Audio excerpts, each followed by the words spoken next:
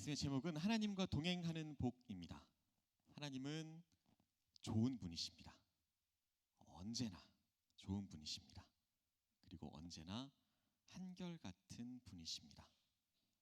우리는 우리의 입만 열면 됩니다.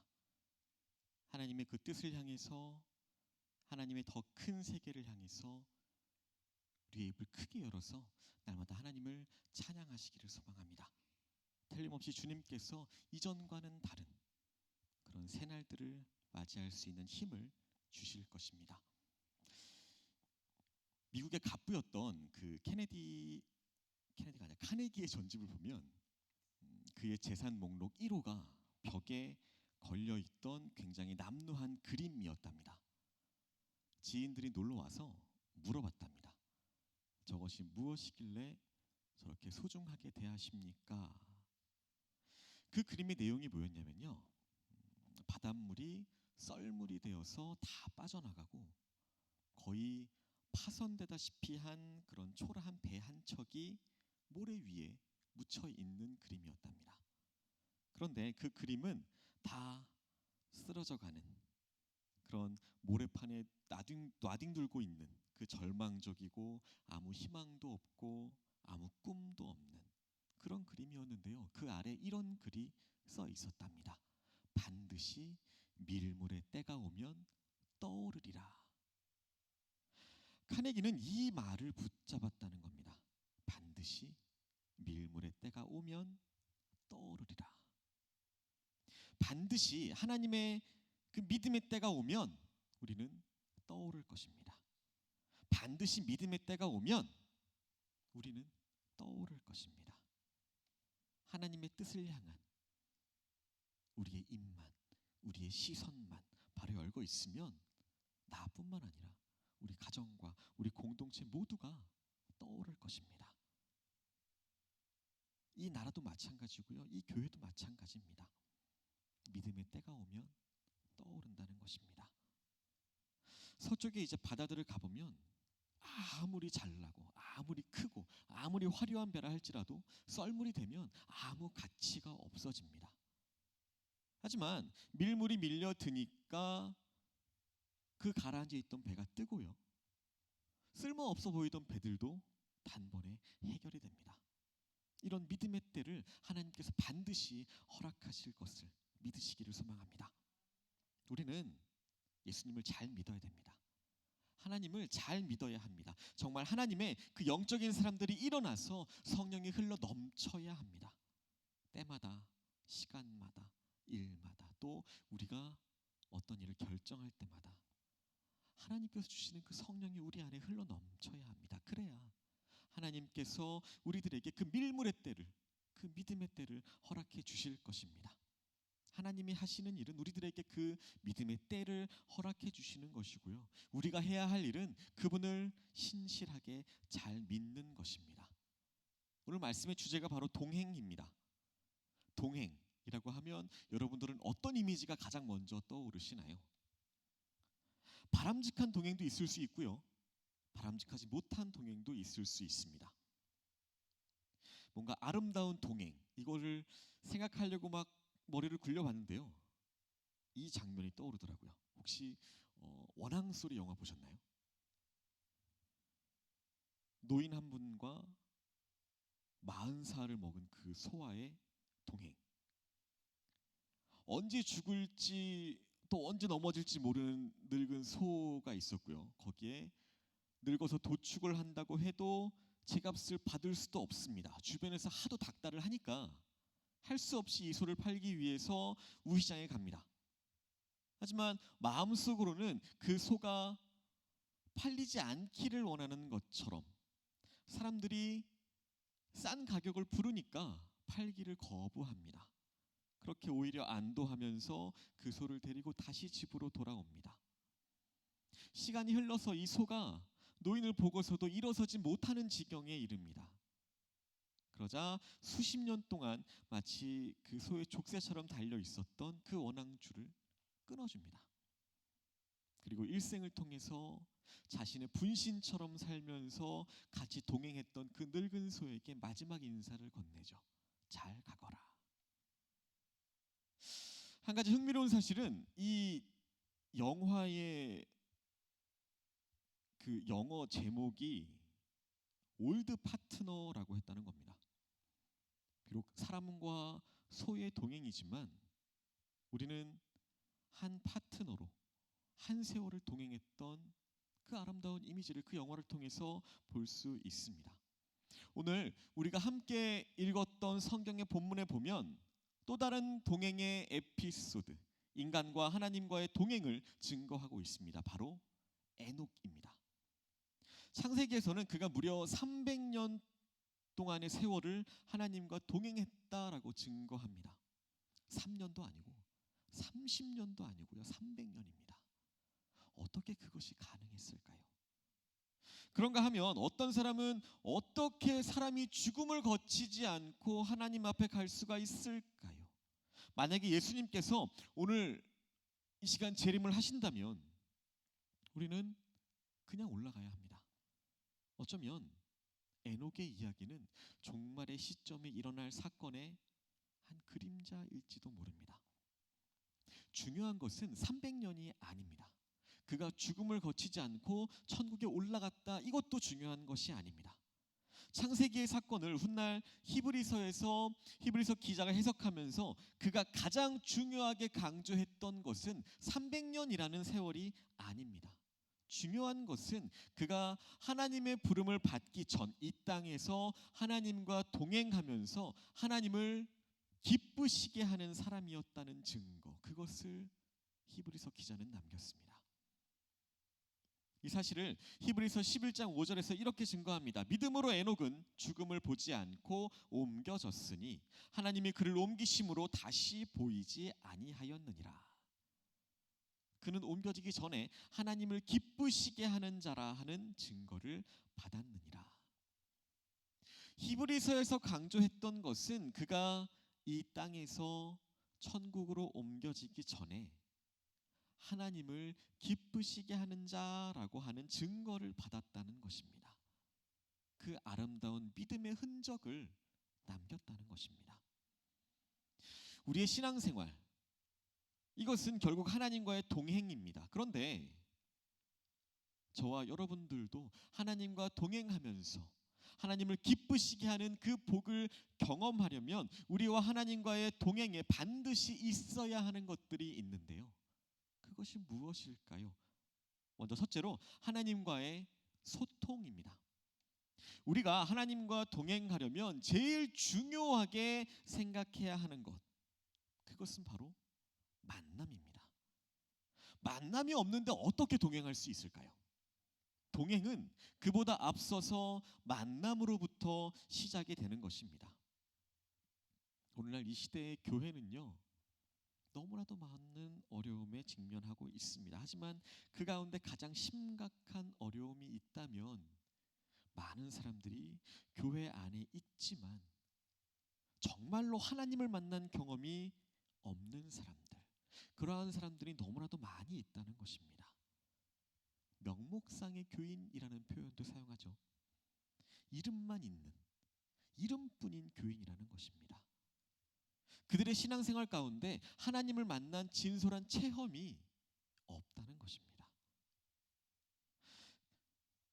기독교 교리에서는요, 인간이 하나님을 만나고 새로워지는 사건, 그래서 인생이 뒤바뀌는 그런 사건을 가리켜서 회심이라고 말합니다. 그런데 문제는 이 중요한 회심의 체험이 없다는 겁니다. 그 회심의 사건이 우리들에게 없다는 것입니다. 하나님을 만나지도 않은 사람들이 그렇게나 많은데 어떻게 하나님과 함께 동행을 할 수가 있을까요? 일단 만나야 함께 갈 수 있지 않을까요? 어떤 분의 간증입니다. 이분은요, 중학교 3학년 때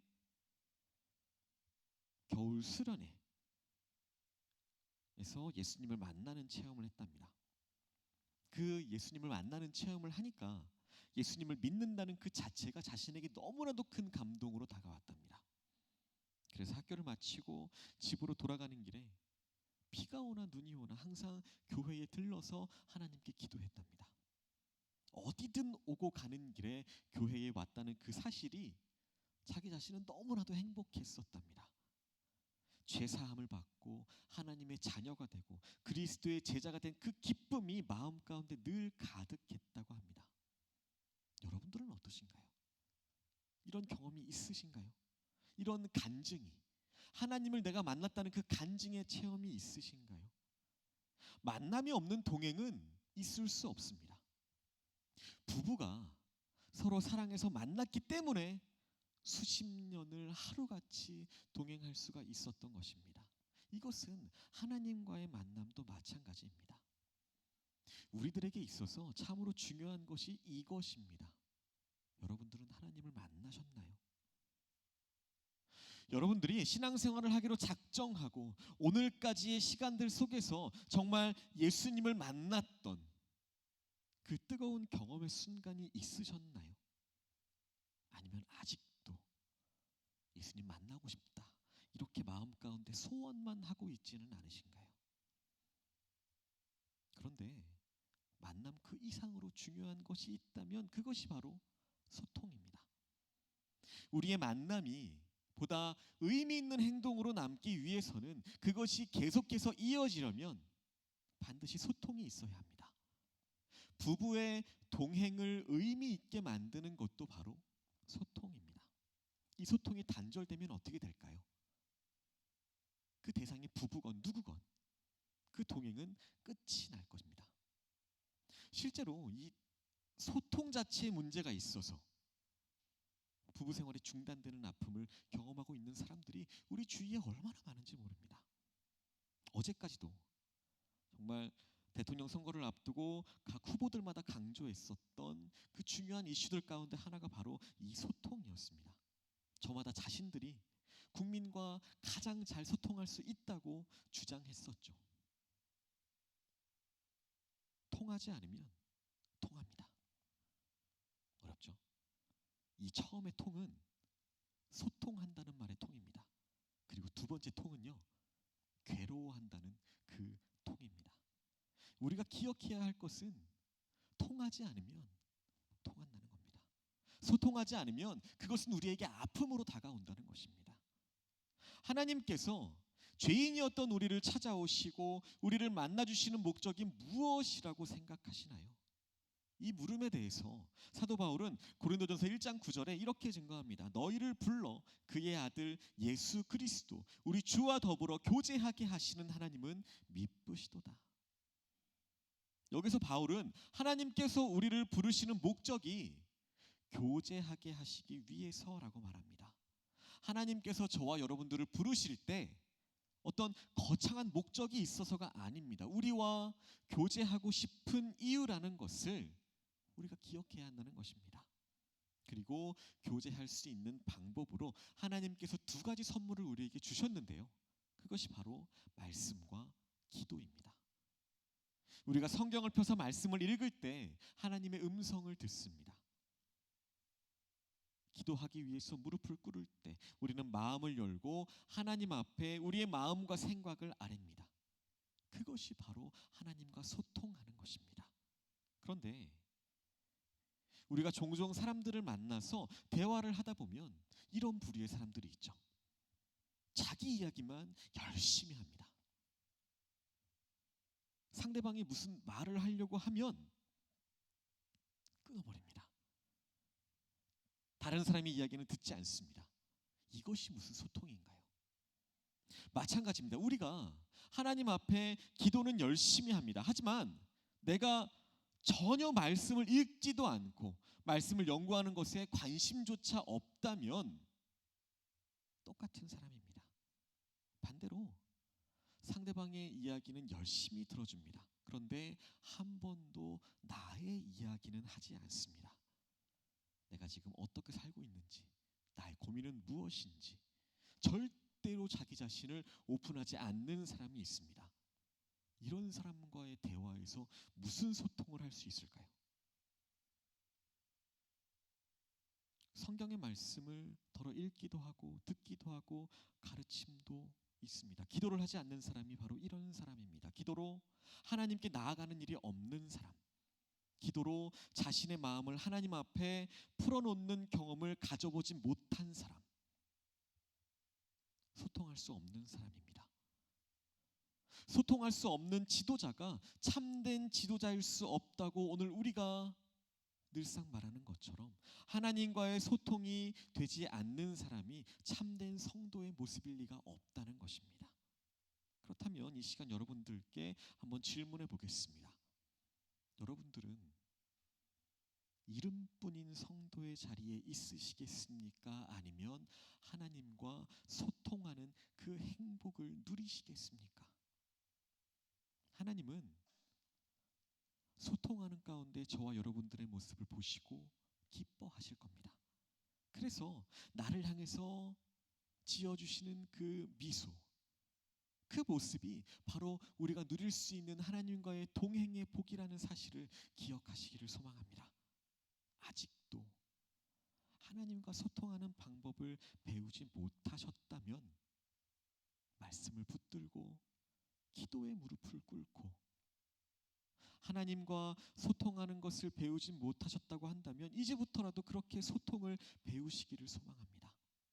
하나님을 기쁘시게 하는 그 일생의 복을 누리기 위해서 이제부터라도 말씀과 기도로 하나님과 소통하시는 그런 참으로 행복한 성도가 되시기를 소망합니다.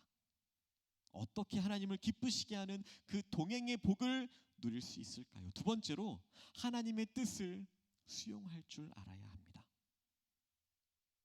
두 인격체가 동행할 때 언제나 문제가 되는 게 있죠. 누가 누구를 따를 것인가? 부부의 동행도 마찬가지입니다. 남편의 뜻을 따라갈 것인가, 아내의 뜻을 따라갈 것인가. 이것이 언제나 부부 사이에서 갈등의 초점이 되는 문제입니다. 그래서 아모스 선지자는 아모스 3장 3절에서 이렇게 말합니다. 두 사람이 뜻이 같지 않은데 어찌 동행하겠으며. 품은 뜻이 같지 않은데 어떻게 동행할 수가 있겠느냐라는 것입니다. 다른 뜻을 품고 있는 것, 이것이 바로 인간관계가 깨어지는 요인이 되는 것입니다. 그런데 하나님과 동행하는 일에 있어서는 그런 고민이 별로 필요가 없습니다. 누가 누구의 뜻을 따라야 할까요? 하나님이 우리의 뜻을 따라와야 할까요? 아니면 우리가 하나님의 뜻을 따라가야 할까요? 모두가 대답을 알고 있습니다. 나보다 나를 더 잘 아시는 분, 나의 최선이 무엇인가를 아시는 분, 전능하시고 전지하신 분, 그 하나님의 뜻을 따르는 것이 당연한 거 아닐까요? 그런데 문제는 너무나도 상식적으로 당연한 이 일이 우리의 신앙생활에서 구체적으로 적용이 되지 못하고 있다는 것입니다. 하나님과의 동행에 있어서 하나님의 뜻을 따르기보다는 신앙생활을 한다고 하면서 여전히 내 신앙, 내 고집, 내 생각, 내 철학, 내 판단만이 내 삶을 결정하는 중요한 요인으로 그것을 아직 놓지 못하고 있는 사람들이 있습니다. 중요한 문제를 결정해야 하는데 기도조차 한번 하지 않고 결정합니다. 내 뜻과 내 기준이 모든 것을 결정합니다. 철로 역정에 보시면요, 크리스천이라는 사람이 좁은 순례길을 떠나면서 만나게 되는 그런 재미있는 두 사람이 나옵니다. 하나는 단순이라고 하는 사람이고요, 또 하나는 거만이라고 하는 사람입니다. 단순이라고 하면 어떻게 보면 굉장히 좋은 이미지의 사람 같습니다. 하지만 저자는요, 여기에서 그 단순의 의미를 좋지 않은 이미지로 사용하고 있습니다. 너무 단순해서 자기 마음, 자기가 느끼는 대로 행동합니다. 전혀 남을 배려하지 않고 하나님의 뜻조차도 생각하지 않는 그런 단순한 사람입니다. 그런 말이 있었죠. 단무지. 무슨 뜻인가요? 단순, 무식, 그 다음은 거기까지요. 또 하나, 거만이라는 사람이 있죠. 이 사람은 순례자였던 그 크리스천에게 너는 자존심도 없느냐? 왜 너의 생각을 버리고 보이지도 않는 분의 생각을 뜻을 따르냐라고 비난합니다. 그리고 자신을 보라고 말합니다. 당당해하고 거만한 사람입니다. 이런 사람을 가리켜서 아까 그 단무지랑 비슷한 말로 오이지라고 하죠. 오만하고 이기적인 네 그런 사람. 한번 옆 사람들 보시면서 이렇게 질문해 보시겠습니다. 당신은 단무지십니까? 오이지이십니까? 우리가 정말 하나님과의 동행에 성공하려면 무엇보다 우리가 배워야 할 것은 하나님의 말씀을 읽으면서 나 자신을 내려놓는 것입니다. 하나님의 말씀을 읽으면서 내 고집을 꺾을 줄 알아야 합니다. 하나님의 말씀을 읽으면서 내 판단, 내 뜻을 내려놓을 줄 알아야 합니다. 그리고 하나님의 뜻을 향해서 결단할 줄 알아야 합니다. 그래서 기도 중에 최고의 기도, 가장 위대한 기도를 꼽으라면 십자가 지시기 직전에 예수님께서 드렸던 겟세마네 동산에서의 기도를 뽑죠. 내 뜻대로 마옵시고 아버지의 뜻대로 하옵소서. 바울도 우리들에게 진정한 성도의 헌신, 이것을 말하면서 로마서 12장 2절에 이렇게 말합니다. 너희는 이 세대를 본받지 말고 오직 마음을 새롭게 함으로 변화를 받아 하나님의 선하시고 기뻐하시고 온전하신 뜻이 무엇인지 분별하도록 하라. 우리가 신앙생활을 하면서 보다 진지하게 신앙생활을 할 수 있는 가장 중요한 열쇠, 그것은 바로 하나님의 뜻을 분별하는 것입니다. 그분의 선하시고 기뻐하시는 뜻, 그분의 완전하신 뜻을 분별하고 그 뜻 앞에 그 자신을 드릴 줄 알아야 합니다. 히브리서 11장을 우리는 믿음장이라고 부릅니다. 이 히브리서 11장에 에녹이 들어갈 수 있었던 이유가 무엇일까요? 정말 위대한 믿음의 그 영웅들, 그 사람들만 등장하는 장에 에녹이 자신의 이름을 올릴 수 있었던 이유는 에녹도 믿음의 사람이었기 때문입니다. 믿음이 없이는 하나님을 기쁘시게 하지 못하나니 하나님께 나아가는 자는 반드시 그가 계신 것과 또한 그가 자기를 찾는 자들에게 상 주시는 이심을 믿어야 할지니라. 에녹 역시 믿음의 사람이었습니다. 그래서 그 믿음으로 하나님을 기쁘시게 했습니다. 그런데 질문이 거기서만 끝나면 안 되겠죠. 에녹이 어떻게 믿음으로 하나님을 기쁘시게 했을까요? 그는 믿음으로 하나님을 신뢰하고 걸어가면서 하나님과 부단하게 소통했을 것입니다. 하나님과 소통하고 대화를 하면서 하나님의 뜻을 알아갔을 것입니다. 나를 향한 하나님의 기대, 하나님의 그 뜻을 알아갈수록 그 뜻이 정말 크고 위대한 것임을 깨닫고 에녹은 기쁘게 하나님의 뜻 앞에 순종했을 것입니다. 그러니까 하나님을 기쁘시게 하는 사람이 될 수가 있었던 것입니다. 우리가 한평생을 살면서 나를 지으신 전능하신 창조주 하나님, 그 하나님의 뜻을 이루는 일에 나같이 부족한 인생이 쓰임을 받을 수 있다는 그 축복, 그 보람, 그 영광이 바로 동행의 복인 것입니다. 이런 사람들만이 당당하게 할 수 있는 기도가 있습니다. 바로 아버지의 뜻이 하늘에서 이루어진 것 같이 땅에서도 이루어지이다. 기억하셔야 할 것은 이 땅에서 내 뜻이 이루어지는 것이 아니라는 것입니다. 그분, 나를 지으시고 나보다 나를 더 잘 아시는 하나님의 뜻이 이 땅 가운데 이루어지는 것입니다. 그래서 내 뜻대로가 아니라 아버지의 뜻대로, 하나님의 뜻대로 살아드리는 것입니다. 그런데 우리는 하나님의 뜻대로가 아니라 이렇게 기도하죠. 아버지의 뜻대로 마옵시고 내 뜻대로 하옵소서. 정말 온전한 그 동행의 복을 누리기 위해서 때로는 우리들 자신의 뜻을 부인하고 기꺼이 하나님의 뜻을 따르는 그런 저와 여러분들 되시기를 소망하고 축복합니다. 마지막으로 우리가 하나님과 동행하는 그 동행의 복을 누리기 위해서는 하나님의 성품을 닮아가기를 소망해야 합니다.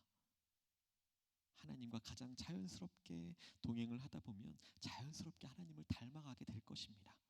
그것이 어찌 보면 동행의 미학이라고 표현할 수도 있고요, 동행의 숙명이라고 표현할 수도 있을 겁니다. 동행하는 사람들, 함께 가는 사람들은 서로 닮아갑니다. 그 동행이 오래되고 또 그 동행이 진지하면 진지할수록 그 닮음이라는 것의 질적인 깊이는 더해져 갈 것입니다. 동행은 닮아가는 것입니다. 가장 좋은 예가 부부죠. 같이 오래 살면 닮을까요, 안 닮을까요? 좋은 것뿐만 아니라 신기하게 나쁜 것까지도 닮아갑니다. 서로 좋은 점을 닮아가야 하는데 나쁜 점까지도 똑같이 닮아갑니다. 왜 그럴까요? 우리의 시선을 거기다 두고 거기에 집중하다 보면 그 집중이 가져다 주는 것이 바로 닮음인 것입니다. 우리는 우리가 바라보는 대상을 닮습니다. 우리가 주님을 바라보면 주님을 닮습니다. 그래서 바울은 에베소서 4장에서 우리가 주님과 동행하게 되면 마침내 도달하게 되는 곳이 예수 그리스도의 장성한 분량에 이른다라고 말합니다. 이렇게 동행은 위대한 것입니다. 그 동행은 영광스러운 것입니다. 동행하는 사람들은 서로가 아름다운 영향력을 주고받으며 서로를 닮아갑니다. 하나님과 일평생을 동행하던 어느 날 에녹은 하나님으로부터 이런 말씀을 들었을 것입니다. 에녹아, 오늘은 여지껏 다녔던 것과는 다르게 좀 더 멀리 가야 돼. 아주 먼 여행이 될 수도 있어. 단단히 준비하고 나를 따라오렴. 그리고 그를 데리고 하늘나라로 가셨을 겁니다. 어찌 보면 이것이 인생 아닐까요? 오늘도 내일도 주님과 그렇게 함께 하다가 동행하다가 어느 날 갑자기 이제 그만하고 오늘은 영원한 집으로 같이 가자. 그렇게 말씀하시면 우리는 가야 합니다. 그것이 인생입니다. 에녹은 어쩌면 평소와는 다른 그런 하나님의 분위기에 이상한 느낌이 들었을 수도 있습니다. 할 수 있었다면 이런 편지를 남기지 않았을까요? 하나님과 동행함으로 내 인생은 너무나도 아름다웠습니다. 어쩌면 그렇게 하나님과 천국으로 간 에녹과 같이 살았던 사람들이 에녹을 생각하면서 만약에 비석을 세웠다면 그 비석에 이런 글이 서 있지 않았을까요? 평생을 하나님과 더불어 동행한 사람, 그리고 하나님을 기쁘시게 한 사람, 에녹이 여기서 떠나다.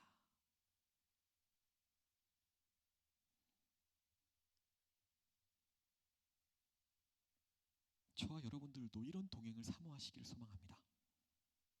하나님과의 이런 소통을 사모하시기를 소망합니다. 지금 여러분들의 삶에 놀라운 말씀의 은혜가 마음속으로 다가오고 있으신가요?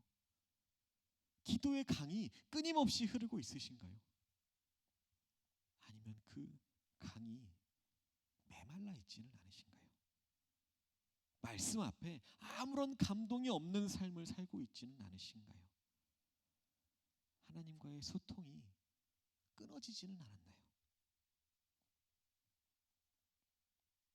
이제 2025년의 절반으로 가고 있습니다. 우리의 인생도 그렇게 빠르게 흘러갈 것입니다.